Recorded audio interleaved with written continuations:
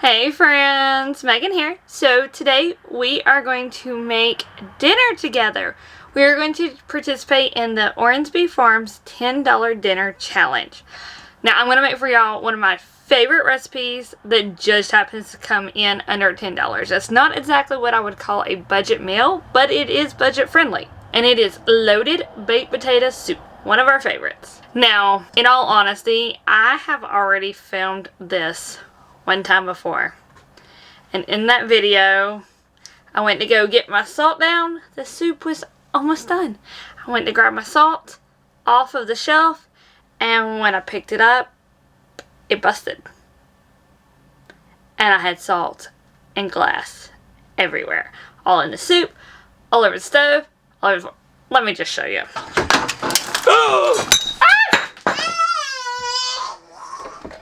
My entire bottom glass of my mason jar just broke off. Salt is everywhere. Glass is everywhere.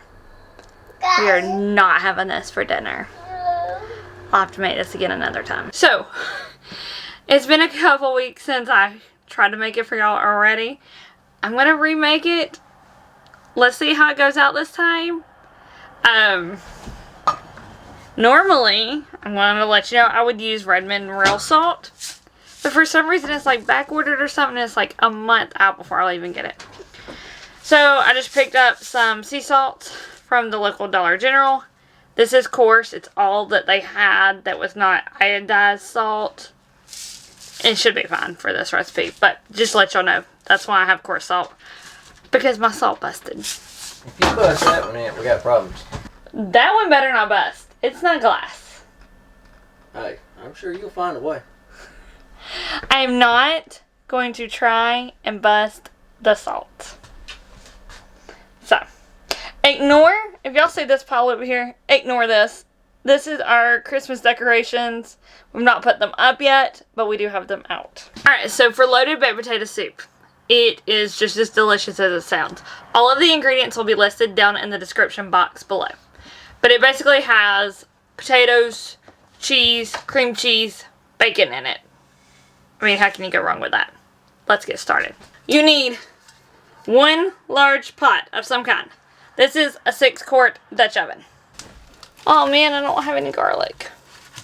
Evidently, I used up all my garlic and didn't replace it. So I keep garlic in the fridge. But if you have clove of garlic for you to mince up, even better. 1 medium yellow onion.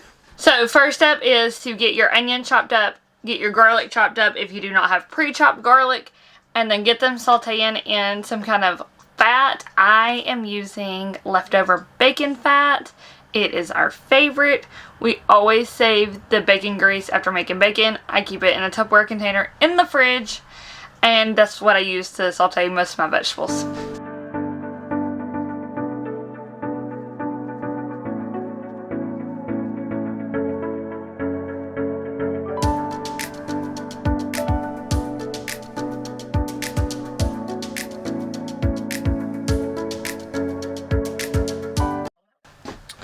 Okay, cut your pan on. Get a good scoop of your bacon grease or whatever you're using. If you're using olive oil or something, about a tablespoon. This is my hand-carved spoon from Sow the Land. I got this spoon at the Homesteaders of America conference from their booth that they had there, and I love it. I love that it's got this big, deep, like, spoon portion on it. It really, like, works as a ladle. Love that. What's that? Some ladle. Once your pan is hot and your oil is all melted, if you're using bacon fat, go ahead and put your onions and your garlic in so that they can get to sauteing. I always keep some extra garlic on hand for the times that I run out of my fresh garlic. If you're using fresh garlic, do about half of a garlic bulb. And then if you're using the paste garlic like this one, let's do 2 big squeezes. It's basically about 2 tablespoons of garlic is what you want. Next step is to add in your chicken broth. Now if you have homemade chicken broth, that's the best option. I don't.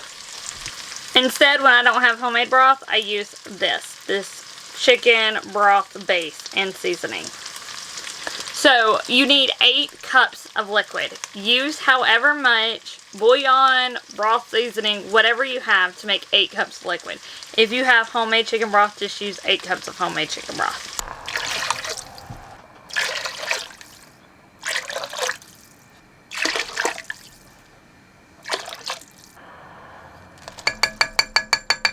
Okay, so my 8 cups of chicken broth is now in the pot. You're going to let this come to a boil while you go and peel and dice your potatoes. You need about 6 medium to large size potatoes, or about 2 pounds.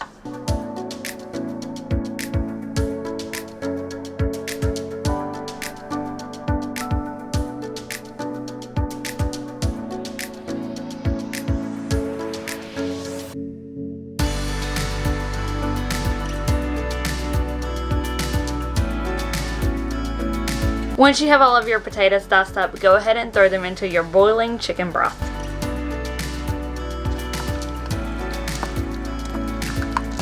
Add in 1 teaspoon of black pepper, half a teaspoon of salt, and then half a cup of chopped bacon. Now, did you notice I didn't actually drop the salt this time? Yay, go me. But for the bacon, because the important part is always the bacon. You can use either leftover bacon from breakfast, if that's a thing in your house. We actually had leftover bacon for once. It's not normally a thing with Declan around, but we had some, so I stashed it away in the fridge to throw in tonight, because that's always the best option. Or we always keep packages of real bacon bits. Real bacon bits. We always keep some of these on hand for salads and soups and stews and things. So we will use that as well. So you use half a cup in your soup during cooking, and then save some for the topping for when it's done, and you sprinkle a little bacon on top. Now the next step is just to mix it up and let it cook until your potatoes are soft. You want to be able to mash them with a fork. Once it gets done with this part, and it's cooked for about 20 minutes is usually what it takes, then you will go and smash some of the potatoes with a fork against the wall of your pot. This helps to thicken up. It releases those starches. It makes it nice and thick. And we will also dice up 1 block of cream cheese to put in there as well. You will cook it until the cream cheese is melted and mixed in. Then you want to taste for salt and pepper again. Depending on what your chicken broth was flavored like, you may need to add more salt or pepper at that point. But this is basically the dish. I always pick up a loaf of bread that's on the clearance rack at Walmart. When I get my stuff, it's usually about 70 cents for their clearance bread. It's just whatever was cooked in the bakery the day before. And then when you make your potato soup, you just throw it in the oven until it's crispy on the outside and nice and pillowy soft on the inside, and it makes the perfect addition to the soup. Now, of course, you can always make your own, but I don't have time for that right now. Okay, so for your potatoes, you want to be able to pick them up on the side. Let's see if I can show you over here. And smash them and have them smash easily. You just want them to be able to smash. If it doesn't get thick enough for you after you smash these, you can always smash more. Then you just add in 1 whole package of cream cheese. I just diced it up to help it mix in a little better.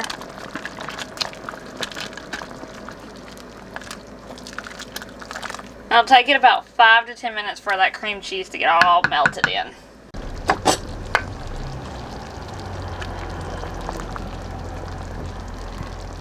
Alright guys, time for our taste test.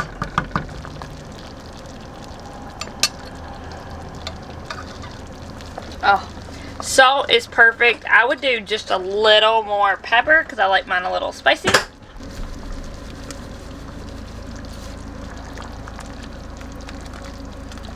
That is delicious. Now, one good thing to remember with any kind of soups or something that use potato as a thickener, it's gonna get thicker as it cools.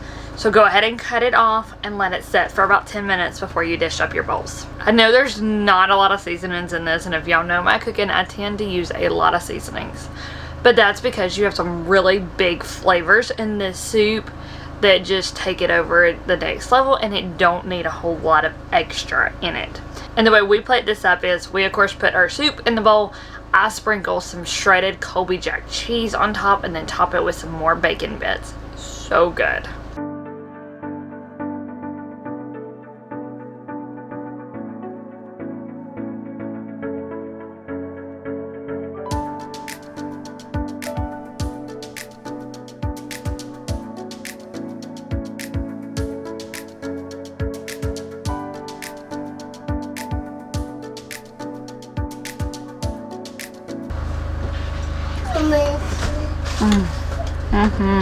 Oh God, there you go.